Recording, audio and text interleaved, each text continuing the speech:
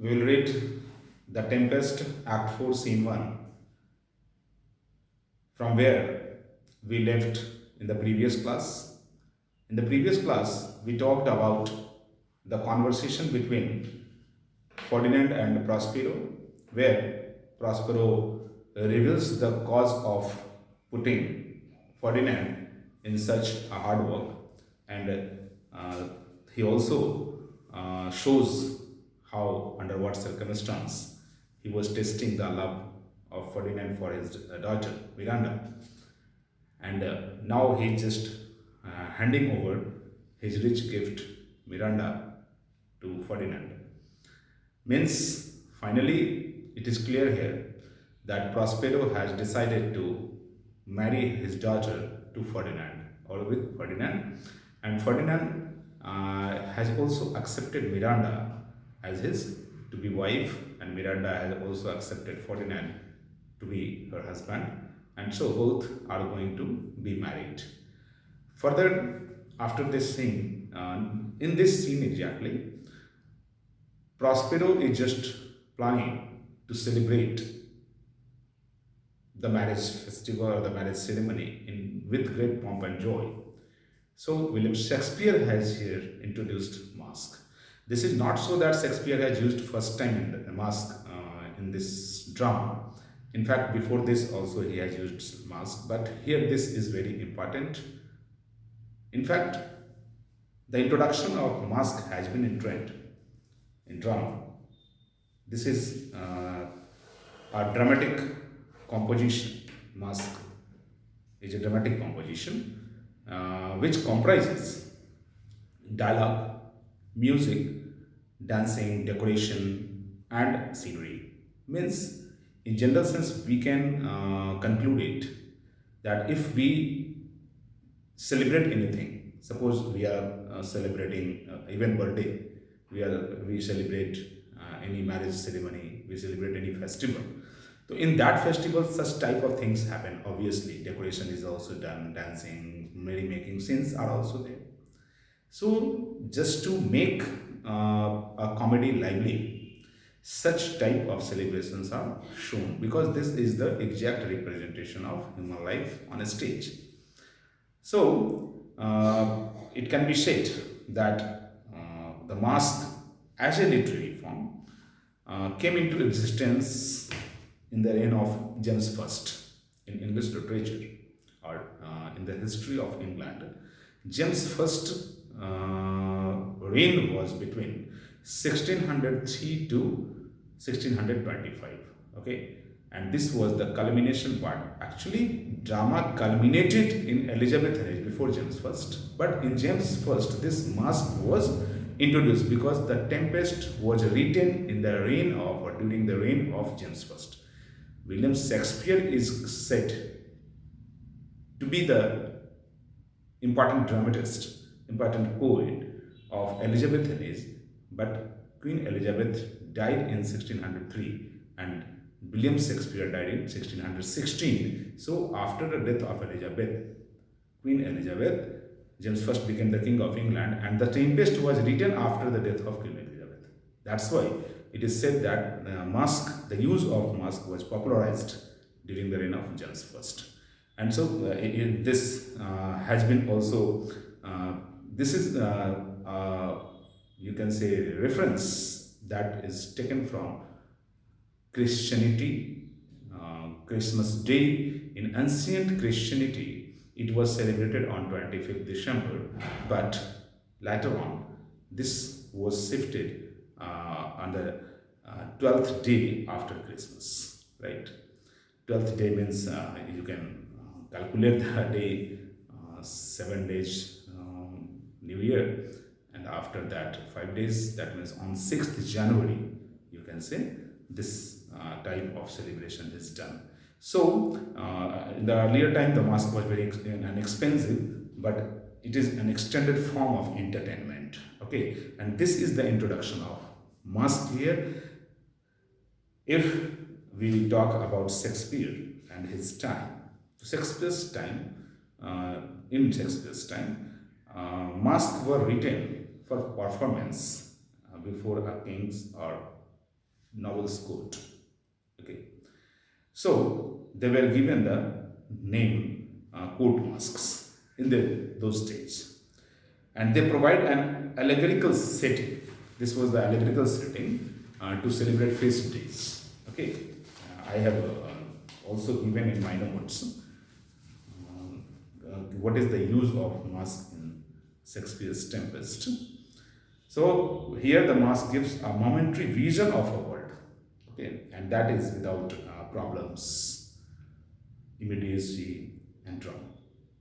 And here, Prospero has nearly, you can say, become entrapped in such a belief that good spirits gathered to give blessing to his daughter's marriage, or to his daughter and her husband.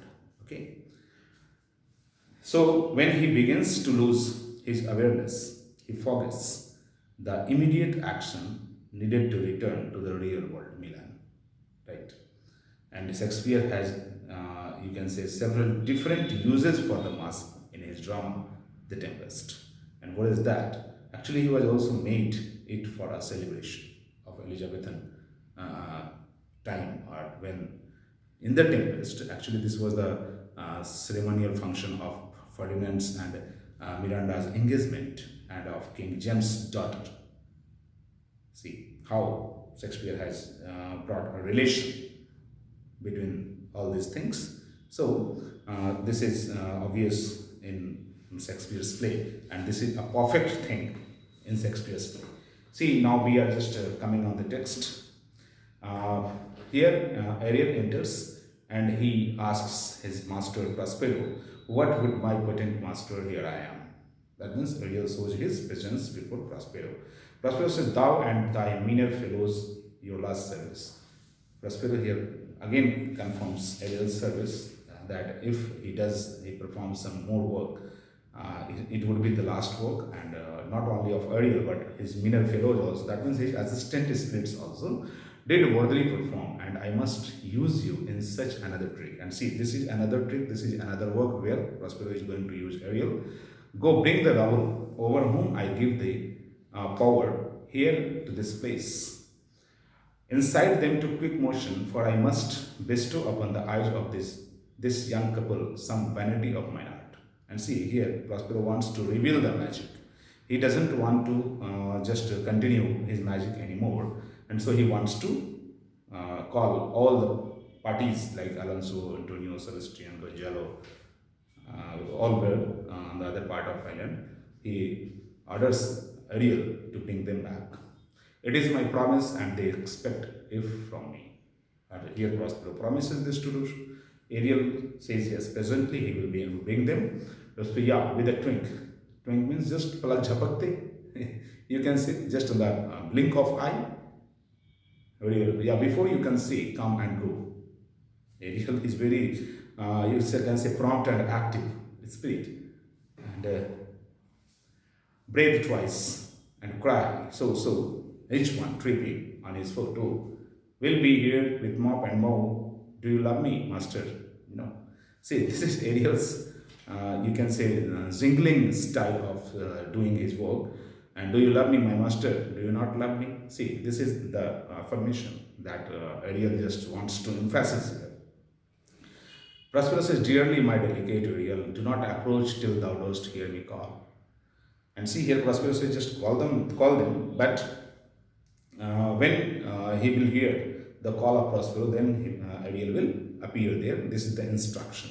Ariel, yeah, well, I conceive. Conceive means just understand here. Prospero, Ferdinand से कहता है क्या, "Look, thou be true. Do not give dalliance. Too much the rain. The strongest oaths are straw to the fire in the blood. Be more abstemious, or else good night, you." Prospero Ferdinand से कहता है, he just make sure that you are true to your oath. Again, Prospero makes Ferdinand understand to be true to his oath. Means what has been the oath?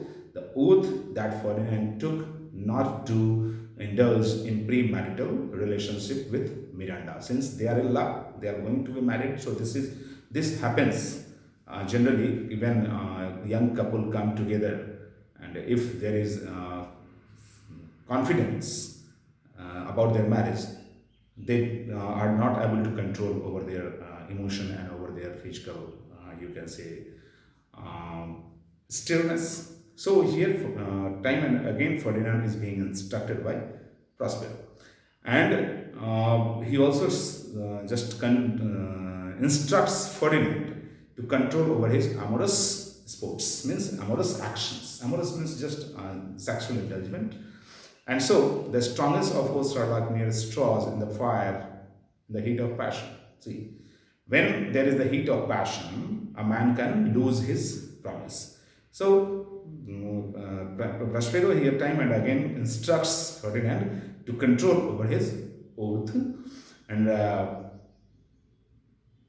or you might as well say good night to your oath. Means here Prospero is saying if you are not able to control over your oath, over your promise, it means you will say goodbye to your oath and to your promise, and this will bring something negative. Ferdinand says, yeah, I want you, sir. The white cold virgin snow upon my heart abates the order of my labor. See, this is Ferdinand's positive reply to for Prospero, where Ferdinand assures that he will carry on the vow, he will keep promise whatever he has made to be true with Miranda. He will not entice her to indulge in amorous sports or amorous activities because her virgin and her virginity and purity is his soul, and no one tries to make his soul dirty. So, like that, maintenance, he will keep Miranda. Well, now come, my Ariel, bring a corollary rather than want a sprite. Appeared and prettily, no tongue, all eyes be silent. And now again Prospero says Ariel, because Ariel is invisible. So come Ariel, he calls Ariel, and he orders him to bring some additional spirit because according to Prospero, it is better to have an extra spirit than have one less. Okay, means Prospero wants some more spirits for that celebration, and he's asked him to do it quietly, not to speak anything, and watch carefully by being quiet. And now the mask starts here, and this is a longer part, so I will teach you in the next class. Thank you.